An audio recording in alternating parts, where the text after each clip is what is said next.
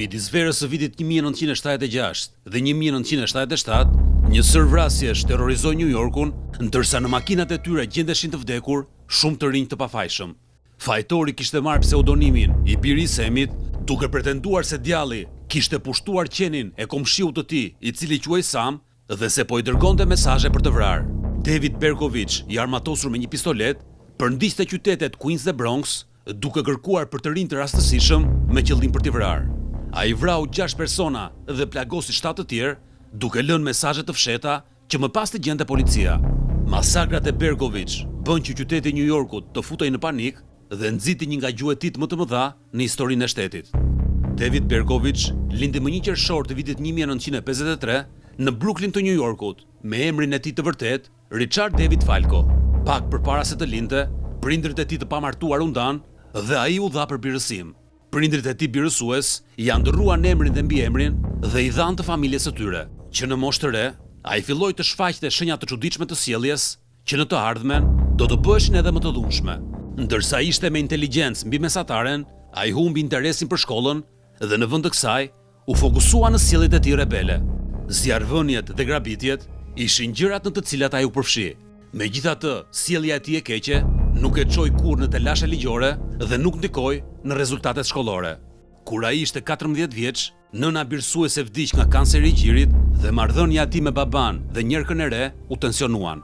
Në vitin 1971, kur ishte 18 vjeç, Berkovich u fut në Ushtrinë Amerikane dhe shërbeu si në Shtetet e Bashkuara, ashtu edhe në Korenë e Jugut. Ai e përfundoi me nder ushtrinë 3 vjet më vonë. Më pas Berkovich filloi të kërkonte nënën e tij biologjike, të quajtur Betty Falco. Nëna i tregoi për lindjen e tij të paligjshme dhe vdekjen e babait të tij biologjik, gjë e cila atë e zëmëroi shumë. Ai përfundimisht shkëputi kontaktet me nënën e tij biologjike dhe filloi të punonte në punë nga më të ndryshmet. Sipas rrëfimeve që ka bërë ai vet, çmenduria vrastare e Berkovich filloi më 24 dhjetor të 1975-s, kur ai masakroi 2 gra duke përdorur një thikë gjuetie. Njëra prej grave quhej Michelle Foreman dhe gruaja tjetër nuk është identifikuar kurrë. Në orët e para të mëngjesit të 29 korrikut të vitit 1976, 18 vjeçarja Donna Loria dhe 19 vjeçarja Jody Valenti ishin brenda makinës së kësaj të fundit, kur Berkovich ju afrua makinës dhe i qelloi. Ai qelloi 3 herë dhe më pas u largua. 18 vjeçarja u vra më një herë, ndërsa shoqja e saj Valenti mbijetoi. Kur u mor në pyetje nga policia, ajo deklaroi se nuk e njihte vrasin dhe dha një përshkrim, i cili përshtatej me deklaratën e babait të shoqes së vdekur, i cili bëri të ditur se pa të njëjtin burr brenda një makine të verdhë. Dëshmitë e personave të tjerë të lagjes bën të ditur se makina e verdhë ishte parë duke lëvizur atë natë nëpër lagjen përreth. Policia konstatoi se arma e përdorur ishte i tipit bulldog i kalibri 44. Në 23 tetor të vitit 1976, Berkovich goditi sërish, këtë herë në Flushing, i cili është një komunitet në rrethin e Queens. Carl Denaro dhe Rosemary Keenan ishin brenda makinës së tyre të parkuar kur xhamat u thyen. Më pas, vajza menjëherë ndezi makinën dhe u larguan nga vendngjarja. Vetëm kur morën ndihmën e parë, kuptuan se ata ishin qelluar dhe megjithse i dashuri i saj kishte në kokë një plak plumbi, ai ishte akoma gjallë. Si Denaro, ashtu dhe Keenan i mbijetuan sulmit, por asnjëri nuk e pa agresorin. Policia konstatoi se plumat ishin të kalibrit 44, por nuk ka mundur të përcaktoj armën me të cilën janë gjuajtur. Fillimisht hetuesit nuk i lidhen këto të shtëna me ato të mëpërparshmet, sepse ato ndodhen në 2 lagje të veçanta të New Yorkut. Pak pas mesnatës, në 27 nëntor të vitit 1976, 16 vjeçarja Donna DeMasi dhe 18 vjeçarja Joanna Lomino ishin të ulura në verandën e kësaj të fundit në Bellerose të Queens. Teksa bisedonin me njëra tjetrën, ju afrua një burr i veshur me rroba ushtarake. Ai filloi me zë të lartë të kërkonte llogari dhe më pas nxorri një pistolet dhe qelloi mbi to. Ato ranë të plagosura në tokë dhe vrasësi u largua me vrap. Të dyja vajzat i mbijetuan plagëve të marra, por Lomino mbeti e paralizuar. Përsëri policia konstatoi se plumbat ishin nga një armë e panjohur e kalibrit 44. Ata gjithashtu ishin në gjendje të bënin skica të bazuara në dëshmitë e vajzave dhe banorëve të lagjes. Në 30 janar të 1977-s, Christine Front dhe John Diel po qëndronin brenda një makine në Queens kur u qelluan me armë zjarri. Djali pësoi lëndime të lehta, kurse vajza vdiq në spital nga plagët e marra. Asnjëra nga viktimat nuk e pa kurrë agresorin. Pikërisht pas kësaj ngjarje, policia publikisht e lidhi këtë rast me të shtënat e mëpërparshme. Ata vunë re se të gjitha plumbat ishin nga një armë kalibri 44 dhe me sa duket autori në shumicën e rasteve synonte vajza brune me flokë të gjatë. Kur u publikuan skicat e krijuara nga sulmet e ndryshme, zyrtarët e policisë ishin të bindur se ata po kërkonin me siguri për autor të shumt. Në 8 mars të 1977-s, studentja e quajtur Virginia Voskerican u qellua duke shkuar për në shtëpi nga shkolla e saj. Ajo jetonte vetëm një blok apartamentesh larg nga viktima tjetër, Christine Front. Ajo u qellua disa herë dhe si përfundim vdiq nga një plak plumbi në kokë. Në minutat që pasuan, një komshi doli jashtë pasi dëgjoi të shtënat dhe pa atë që ai e përshkroi si një djalë adoleshent, shtat shkurtër dhe të palestruar, duke vrapuar nga vendi i krimit. Banorë të tjerë raportuan se kishin parë një adoleshent dhe gjithashtu një burrë që përputhej me përshkrimin e Bergovic. Mbulimi mediatik la të kuptoi se autori ishte adoleshenti. Si përfundim, zyrtarët e policisë konstatuan se adoleshenti ishte dëshmitar dhe jo i dyshuar. Më 17 prill të 1977-s, Aleksandr Esau dhe Valentina Surjani ndodheshin në Bronx, jo shumë larg skenës së krimit të Valentit dhe Lorias. Teksa ishin brenda makinës, ata u qelluan nga 2 herë dhe që të dy vdiqën përpara se policia t'i merrte në pyetje.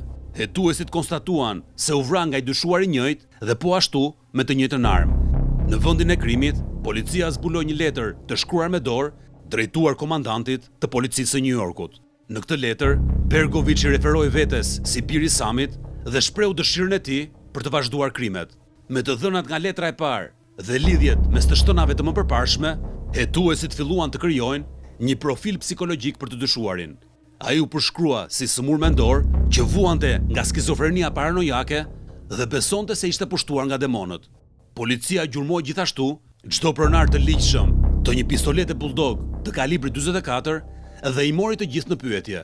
Ata nuk ishin në gjendje të përcaktonin se cila ishte arma e vrasjes. Policia ngriti kurthe me policë të fshehtë që të dukeshin si çifte të rinj në makinat e parkuara me shpresën se i dyshuari do t'i sulmonte.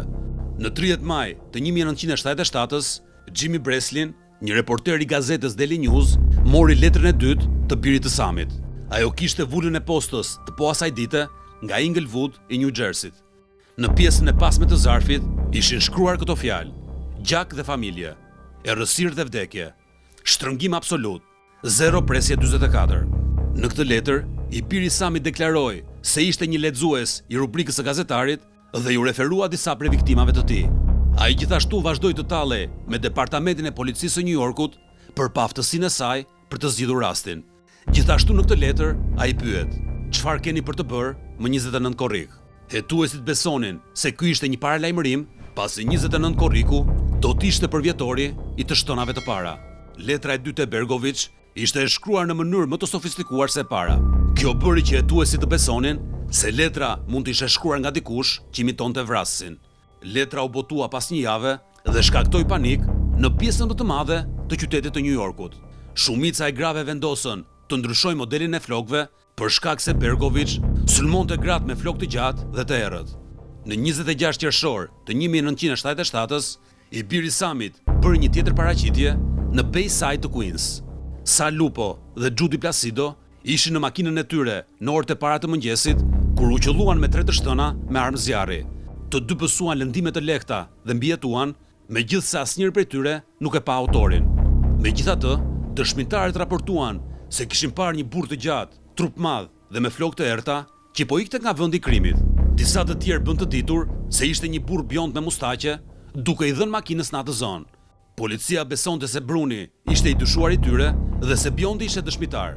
Më 31 korrik të 1977-s, vetëm 2 ditë pas përvjetorit të krimit të parë, Bergovic goditi përsëri, këtë herë në Brooklyn.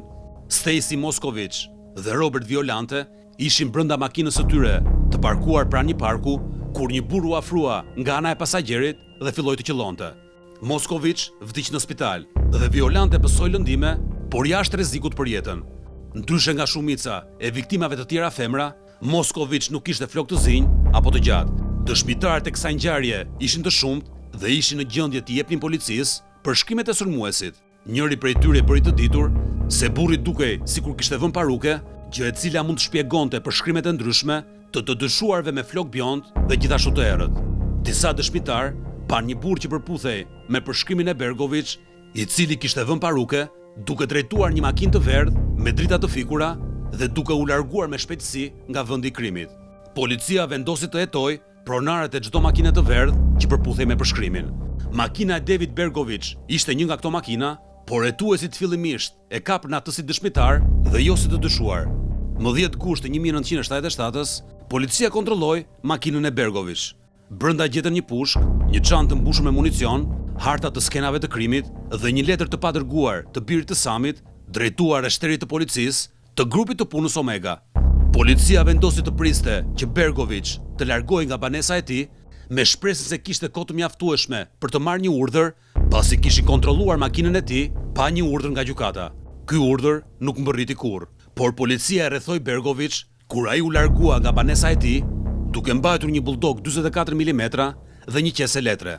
Kur Bergovic u arrestua, raportohet se i tha policisë: "E po më në fund, më kapët. Si ka mundësi që ju mori kaq shumë kohë?"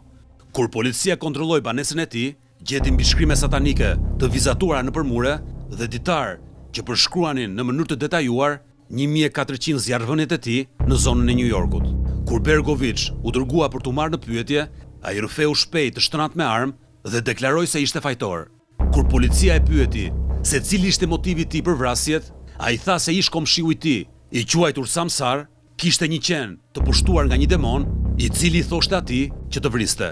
Samsar ishte i njëjti Sam që frymëzoi pseudonimin e tij, i biri Samit.